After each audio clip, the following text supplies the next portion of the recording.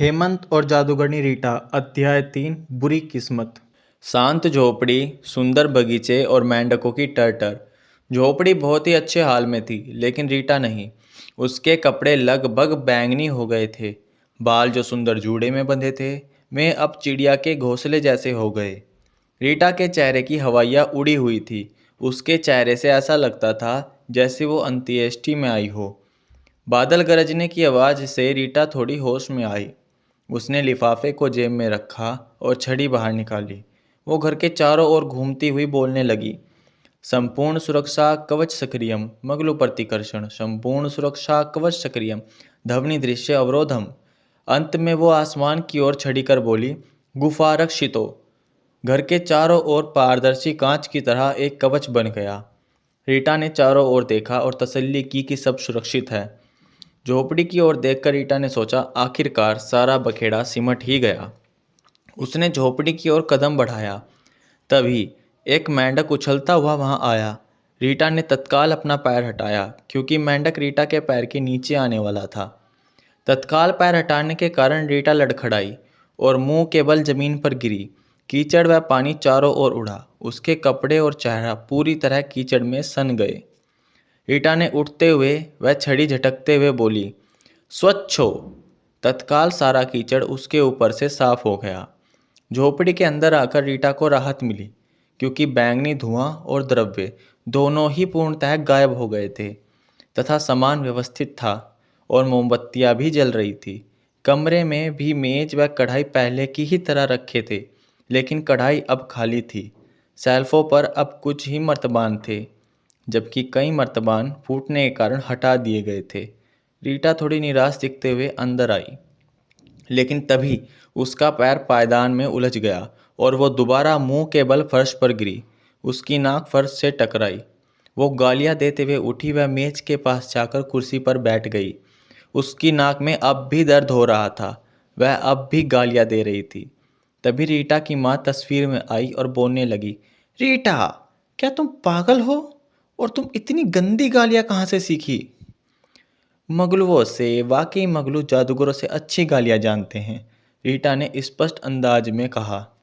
कहीं ये उन्हीं मगलुओं ने तो नहीं सिखाई जिनसे तुमने थोड़ी देर पहले ही मात खाई है?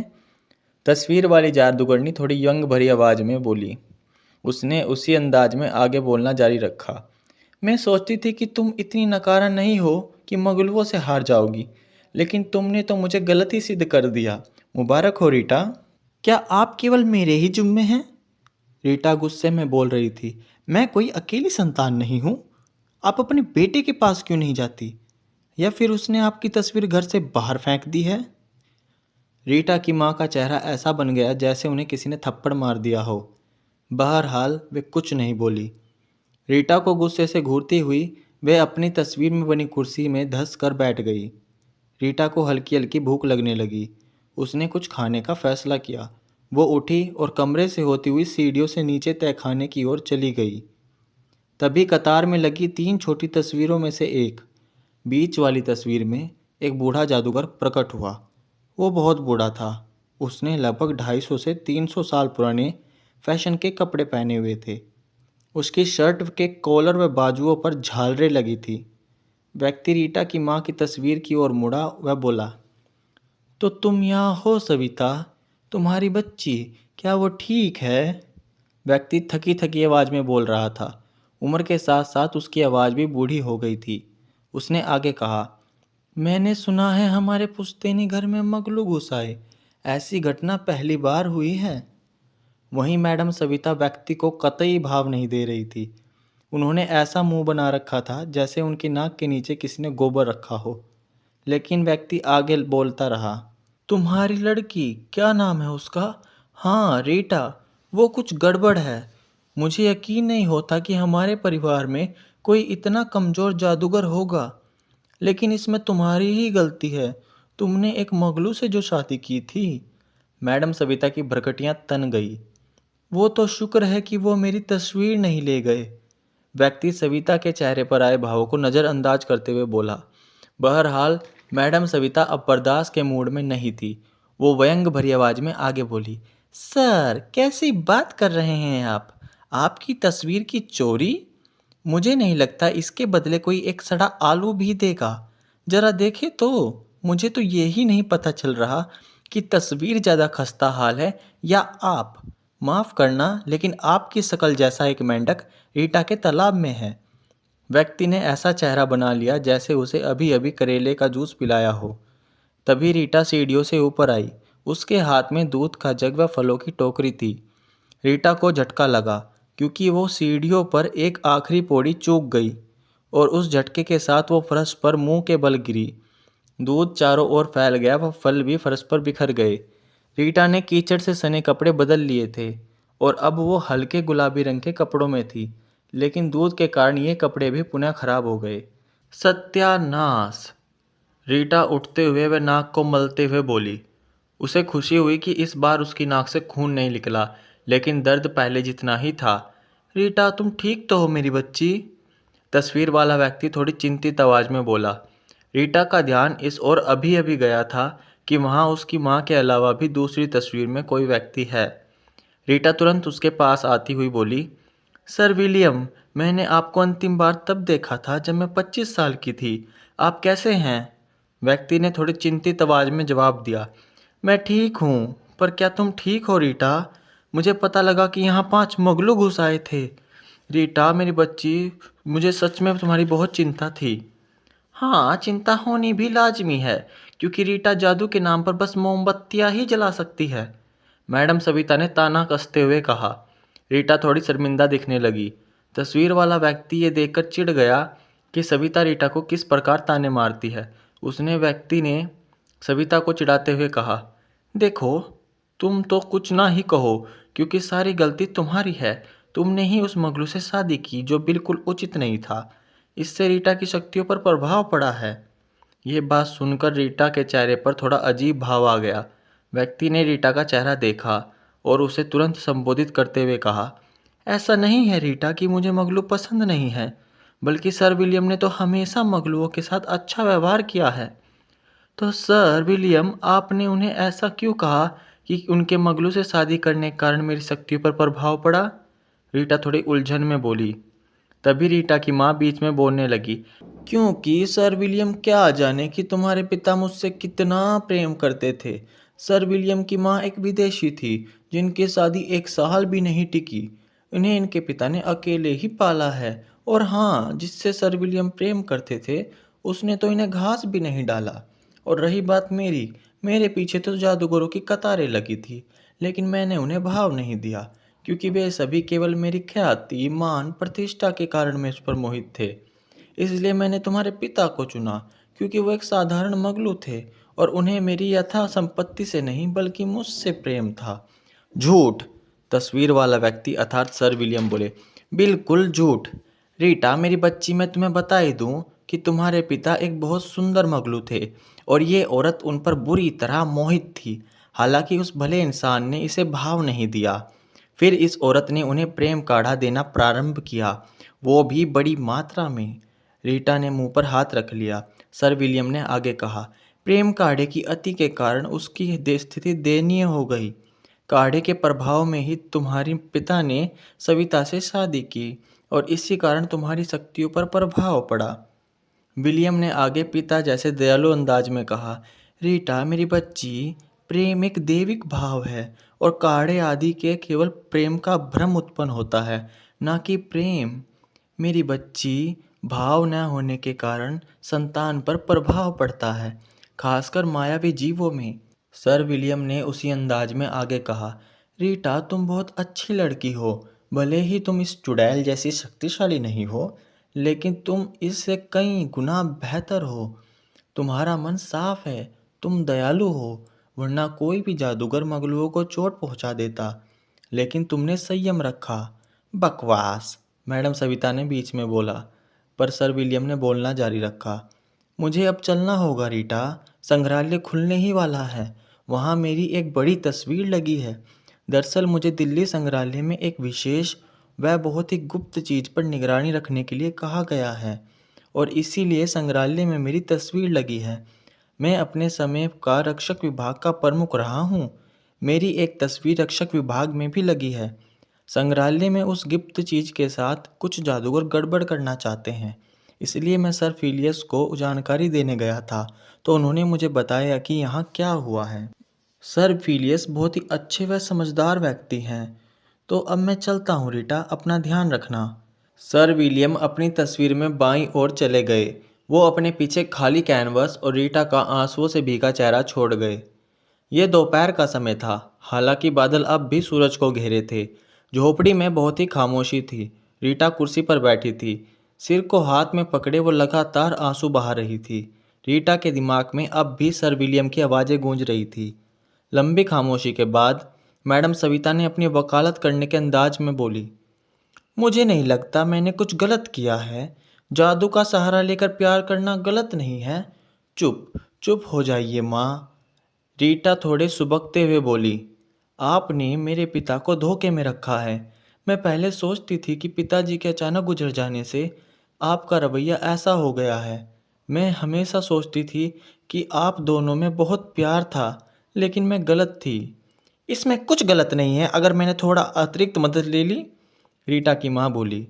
बहरहाल रीटा गुस्से से खड़ी हो गई और तस्वीर के पास जाकर तेज आवाज में बोली, आपने हमेशा हमेशा मेरा अपमान किया है। मेरे काढ़े गलत बनने पर, मुझे नौकरी ना मिलने पर, मेरे कमज़ोर जादू की वजह से। और मैंने भी सोचती रही कि ये सब मेरी ही गलती है, कि मैं ही बाकी परिवार की तरह अच्छी जादूगर या लायक नहीं हूँ। लेकिन अब रीटा के होंठ गुस्से से कांप रहे थे। उसने आगे कहा, लेकिन ये सब कुछ आपकी गलती है ना? केवल आपकी गलती। अगर आगे आपने कभी मुझे नकारा या बेकार कहा, तो मैं भूल जाऊंगी कि आप मेरी माँ हैं। हॉल में शांति फैली थी, लेकिन ये शांति तनाव वाली थी। ऐसा लगता था जैसे झोपड़ी की प्रत्येक चीज गहन विचार या तनाव में हो। यहाँ तक कि पौधों ने भी खिलना बंद होना और चमकने की प्रक्रिया बंद कर दी। जनवरी के महीने होने के बावजूद हॉल में गुस्से की गर्मी फैल रही थी। रीटा की माँ मैडम सविता झूमर की ओर देख रही थी और ऐसा भी नहीं कर रही थी जैसे कुछ हुआ ही ना हो, जैसे रीटा ने बस मौसम की बात की हो। रीटा बिना कुछ बोले कुर्सी पर बैठ गई। तभी कुर्सी का एक पैर टूट गया और रीटा धड़ाम की तेज आवाज के साथ फर्श पर जा गिरी। रीटा ने कुछ नहीं बोला। वो उठी और कुर्सी को दूर फेंक दिया। वो गुस्से में थी, उसे भूख भी लग रही थी। वो अंगीठी के पास वाले शेल्फ पर गई और वहाँ से ड्रॉर से कुछ पैम्पलेट निकाले। उनमें से एक पैम्पलेट को ढूंढकर अलग किया और उसे लेकर मेज पर आ गई। पैम्पलेट किसी फूड स्टोर का था। उस पर एक जादूगरनी का कार्टून बना था, लेकिन चित्र हिल रहा था और चित्र वाली जादूगरनी, जिसने सिर पर टोपी व सफ़ेद एप्रन पहना था, वो अपनी छड़ी हिलाती और एक भोजन की थाली प्रकट हो जाती। पैम्पलेट पर बड़े अक्षरों में कुछ शब्द लिखे थे, जादुई दावत भोजनालय। हम हैं आपके दिल और पेट का ख्याल रखने वाले आपके शुभचिंतक, जो जादुई दावत भोजनालय में बनाते हैं आपके मनपसंद पकवान। अगर आप भोजनालय आने में असमर्थ हैं तो बस 2 चुटकी छू पाउडर जल्दी अंगीठी में डालें और कहें, जादुई दावत भोजनालय। तुरंत हमारी असिस्टेंट आपके मनपसंद पकवान बनाकर हाजिर कर देगी। ट्राई तो करें। जादू 100%, स्वाद 200%। इन शब्दों के नीचे मेन्यू था, जिसमें लगभग 50 पकवानों के नाम व रेट लिखे थे। रीटा ने मेन्यू पर उंगली घुमाई और 35 नंबर वाली डिश को पसंद किया। वो उठी और अंगीठी के पास जाकर छड़ी घुमाई। अंगीठी में कड़कती आंख जलने लगी। उसने अंगीठी के ऊपर रखा चीनी मिट्टी का एक छोटा मर्तबान उठाया, लेकिन मर्तबान खाली था। रीटा गुस्से में बड़बड़ाई, सत्यानाश, अब छू पाउडर भी नहीं रहा। मेरे ख्याल से आज मेरी जिंदगी का सबसे बुरा दिन है। मेरी किस्मत जरूरत से ज़्यादा खराब है। हे भगवान। तभी मैडम सविता थोड़े नरम अंदाज में बोली, रीटा मेरी बच्ची, मैं तुम्हें कुछ बताना चाहती हूँ कि किस कदर मेरा दिमाग चल गया है। धन्यवाद, रीटा ने सविता की बात बीच में काटते हुए कहा। मैडम सविता थोड़ी चिढ़ गई और चिढ़े हुए अंदाज में आगे बोली, नहीं, मैं तो ये बताना चाहती थी कि वाराणसी के जादुई चिकित्सालय में कई कर्मचारी रिटायर होने वाले हैं। तुम्हें वहाँ नौकरी का प्रयास करना चाहिए। बहरहाल रीटा ने कुछ नहीं कहा। वो मेज के पास आकर कुर्सी पर बैठ गई। धड़ाम। रीटा फर्श पर मुंह के बल गिरी, क्योंकि जिस कुर्सी पर अब वो बैठी थी उसका एक पैर टूट गया। रीटा के नाक से खून निकल रहा था। उसके मन में सोचने लगी कि आज उसकी नाक टूटने से कोई नहीं बचा सकता। रीटा परेशान थी कि कहीं उसने कोई गड़बड़ तो नहीं कर दी जिस कारण उसके साथ दुर्घटनाएं हो रही हों। बहरहाल उसने उठते हुए अपने कपड़े साफ किए। उसने छड़ी टूटी कुर्सी की तरफ घुमाई और बोली, मरम्मतो। तत्काल कुर्सी पहले की तरह ही ठीक हो गई। रीटा उसी कुर्सी पर दोबारा बैठ गई। वो मेज पर पड़े सामान को निहारने लगी। वहाँ उसे हैंडल वाला शीशा दिखाई दिया। रीटा ने शीशा उठाया, लेकिन शीशे में रीटा का प्रतिबिंब नहीं था। रीटा ने उसे दोबारा मेज पर रखा और आह भरती हुई मेज पर सिर रखकर सोने का प्रयास करने लगी। लेकिन वो भूखी थी। उसने काफ़ी लंबे समय से कुछ नहीं खाया था और इतनी बार गिरने के कारण उसकी नाक और दुखने लगी। ये दिन सच में ही कुछ अजीब था। लेकिन रीटा गिरने के बारे में सोच ही रही थी कि तभी उसकी कुर्सी दोबारा टूट गई। वो मेज पर सिर रखे थी, इसलिए झटके के कारण उसकी ठोड़ी व दांतों आपस में टकरा गए। रीटा का सिर झन्ना गया। वो अपने सिर को हाथ में पकड़ती हुई खड़ी हुई और गुस्से में बड़बड़ाने लगी, सत्यानाश, बेड़ा गर्क! क्या मैं आज मरने वाली हूँ या ये झोपड़ी मेरी हत्या करना चाहती है? ये हो क्या रहा है? रीटा, मुझे कहना होगा कि सच में कोई गड़बड़ है। मुझे याद नहीं कि तुम इतनी बदकिस्मत कभी रही हो। क्या तुमने कोई मंत्र उल्टा पढ़ दिया या फिर दुर्भाग्य का काढ़ा पी लिया? मैडम सविता ने रीटा को सोचने के अंदाज में कहा। अपनी माँ की बात सुनकर रीटा कुछ सोचने लगी। उसने सोचते हुए कहा, शायद ये उस काढ़े की वजह से है। तुमने दुर्भाग्य का काढ़ा बनाया था? मैडम सविता बोली। नहीं, सौभाग्यवर्धक काढ़ा बनाया था, रीटा ने जवाब दिया। रीटा की बात सुनकर मैडम सविता की आंखें खुली की खुली रह गई। वो थोड़े चौंकते हुए रीटा को कहने लगी, तुम सौभाग्यवर्धक काढ़ा बना रही थी? रीटा, इस काढ़े को तो बड़े से बड़ा जादूगर या ओरछा भी मुश्किल ही बना सकते हैं। मैं ऐसे किसी जीवित जादूगर को नहीं जानती हूँ जो इस काढ़े को बना सके, और तुम भी इसे नहीं बना सकती। और मुझे लगता है कि तुम्हारा दुर्भाग्य इसी काढ़े की वजह से है, क्योंकि सौभाग्यवर्धक काढ़ा सुनहरा होता है और तुम्हारा बैंगनी था। रीटा थोड़ा विचलित व दुखी दिखने लगी। रीटा को उलझन में देखकर मैडम सविता बोली, मुझे लगता है कोई मंत्र तुम्हारी मदद कर सकता है। हाँ, मंत्र प्रभाव समाप्तम। ये मंत्र ठीक रहेगा। मैंने इसका प्रयोग कई बार अस्पताल व स्कूल में किया है। रीटा दृढ़ संकल्प लेते हुए खड़ी हुई। उसने छड़ी सिर पर रखी और बोली, मंत्र प्रभाव समाप्तम। तत्काल असर हुआ। रीटा को थोड़ा हल्का महसूस हुआ। उसने दुख व निराशा का भाव दूर जाता प्रतीत हुआ। वो अब थोड़ा सहज महसूस कर रही थी।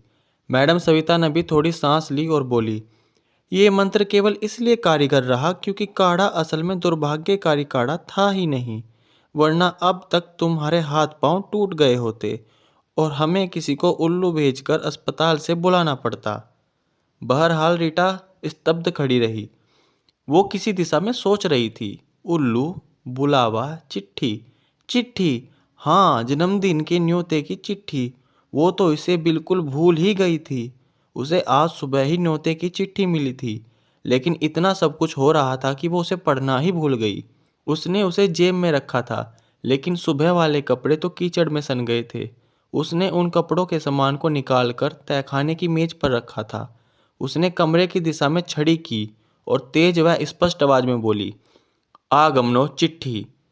सीढ़ी से उड़ती हुई वह कमरे के पार चिट्ठी रीटा के हाथ में आ गई।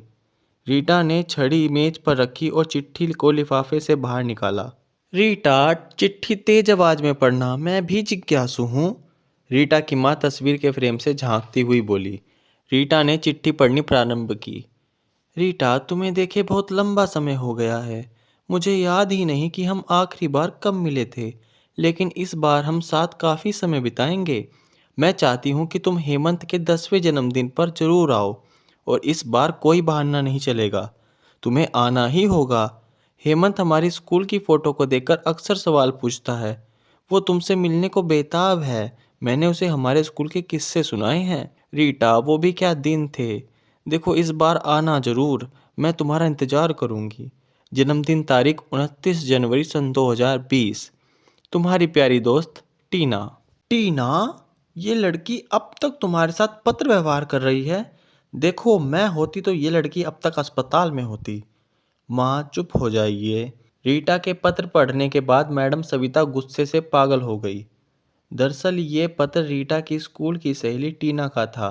रीटा और टीना दोनों ही एक साथ बेहतर समय बिताया था, लेकिन दोनों के रिश्ते में दूरी तब आ गई जब दोनों एक ही लड़के को प्यार करने लगी। हालांकि रीटा ने टीना को कभी नहीं बताया कि वो किससे प्यार करती है, क्योंकि वो लड़का भी टीना को ही प्यार करता था। रीटा ने उनके बीच से अलग होने का फैसला किया ताकि वो दोनों खुश रह सके। तुमने अब तक उस आदमी को प्रेम काढ़ा क्यों नहीं दिया? मैडम सविता ने कहा। प्रेम काढ़ा? रीटा चौंक गई और आगे बोली, जैसे आपने पिताजी को दिया था। बिल्कुल नहीं, मैं नहीं चाहती कि मैं किसी की जिंदगी बर्बाद कर दूं। ये तो पागलपन है। वो दोनों खुश हैं। वो खुश हैं। मेरे दूर रहने में ही भलाई है। और तुम, क्या तुम खुश हो रीटा? मैडम सविता ने कहा। रीटा कुछ नहीं बोली। मैडम सविता ने आगे समझाने के अंदाज में कहा, रीटा, केवल हमारी खुशी ही मायने रखती है। अगर हम ही खुश नहीं हो तो इस जीवन का क्या फ़ायदा? लाखों जादूगर, करोड़ों मगलू तुमसे जो शादी करने को तैयार होंगे, लेकिन तुम फिर भी खुश नहीं रह पाओगी। बड़े से बड़ी शक्ति, ऊंचे से ऊंचा पद भी तुम्हें वो खुशी नहीं दे पाएगा जो तुम्हें उस व्यक्ति के साथ रहने से मिलेगी। चाहे वो तुमसे प्यार करे या ना करे, लेकिन वो तुम्हारे साथ तो होगा। और सर विलियम ने कहा है कि मैंने गलत किया था जो मैंने प्रेम काढ़े का प्रयोग तुम्हारे पिता को अपने पास रखने के लिए किया। लेकिन मैं ये गलती करके खुश थी, और तुम्हारे पिता भी, चाहे वो भ्रम में ही क्यों ना हो। बचपन से ही मैं सबकी चहीती रही हूँ। हर कोई जो मेरे साथ रहा है वो मेरी बुद्धिमत्ता और सुंदरता का कायल रहा है। यहाँ तक कि स्कूल के प्रोफेसर भी मेरी प्रसिद्धि को नकार नहीं पाए। मैं हर चीज़ में आगे थी, चाहे खेल हो, पढ़ाई हो या सामाजिक गतिविधियाँ। स्कूल से निकलने के 1 माह के अंदर अंदर मैंने नर्स की नौकरी को प्राप्त कर लिया, और फिर अपनी काबिलियत के दम पर जल्द ही उपचारक बन गई। अपने समय की मैं सबसे कम उम्र की उपचारक बनी। 21 वर्ष की उम्र में मुझे हिमालयन जादूगरी तंत्र एवं यंत्र के विद्यालय में उपचारक नियुक्त किया गया। मैंने विद्यालय में कई नई आधुनिक चिकित्सा पद्धति व चीज़ों का उपयोग आरंभ किया। तुम तो जानती ही हो रीटा, हिमालयन स्कूल पूर्वोत्तर में है, और पूर्वोत्तर में कोई जादुई चिकित्सालय नहीं है। हालांकि वहाँ वैद्य और ओरछा आदि हैं, पर फिर भी चिकित्सालय का होना जरूरी है। मैंने विद्यालय में चिकित्सालय के माध्यम से नॉर्थ ईस्ट के जादुई समाज के लोगों की मदद की। और फिर 1962 की आपात स्थिति में हेडमास्टर का निधन हो गया, और स्कूल के गवर्नरों ने मुझे अगली हेडमिस्ट्रेस बना दिया। युद्ध की विकट परिस्थितियों में भी मैंने स्कूल के संचालन और नॉर्थ ईस्ट के जादुई समाज को बिखरने नहीं दिया।